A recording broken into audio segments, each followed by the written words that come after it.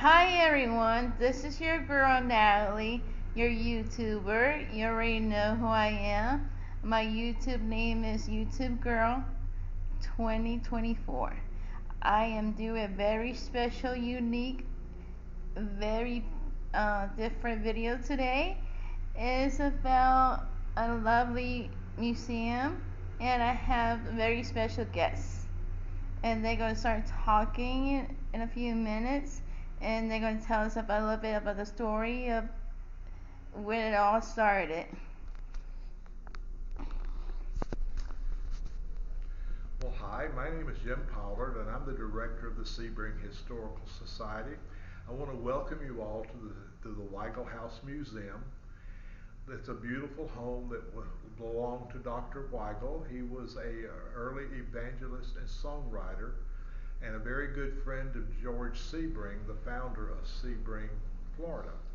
And Mr. Weigel's home, the Weigel home sat next to the Sebring home. The Sebring home was over in the parking lot where the downtown library is today.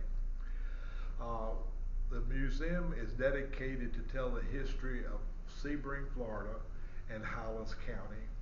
And you have various exhibits as we move through the museum that you'll be able to see an example and tell the story of influential people that had a part in creating Sebring. Anything from a exhibit for Tommy McGuire, who was America's #2 ace during World War II. He grew up here in Sebring, and he died in an airplane crash in January of 1945. He was awarded many medals, including the Congressional Medal of Honor, which we have on display here. Also in our dining room, we really call it the Sebring family dining room, because we have a lot of artifacts from the family, and we have examples of china that was made by the factories that the Sebring family owned in Sebring, Ohio.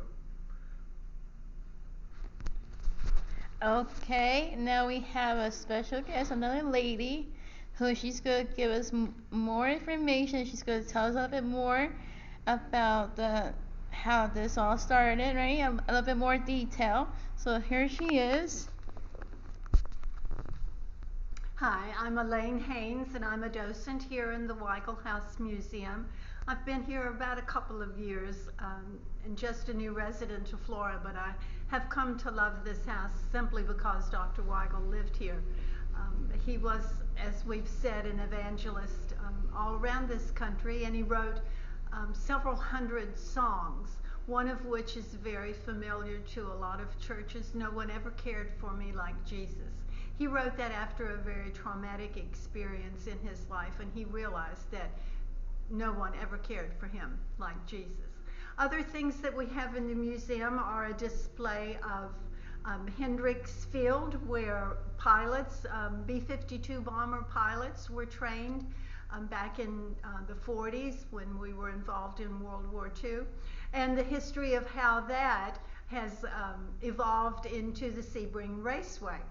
And we have a lot of facts and artifacts from those two things. We have another room that has probably my favorite person in it, and that is Professor Gustit. He was the first band director of Sebring High School, and he worked very diligently to get enough money together so he could purchase musical instruments for the band. And he was such an astute musician and motivator that he was able to bring the high school kids up to a level that they could compete with any school in the state of Florida, and they won their competitions. He actually had them to march in the Macy Day Parade and took them on a European tour. So there are lots of things in the museum that we're very proud of and that we would love to share with you. Great, thank you so much for the information. Now, let me ask you a question. What is the hours that people could come in and visit? Well, we're open Tuesday through Saturday from 10 in the morning to 3 in the afternoon. Okay. The only time we might be closed would be for holidays, or once in a while on a short notice if a docent can't be here, then we just have to stay closed. I usually will have a note on the door that if they need a want to come in, we'll come up from the office and give them a tour. Now, if they're from out of town, if they're interested in looking at the museum online, is there like a certain website? We have a website. It's Sebring Historical Society.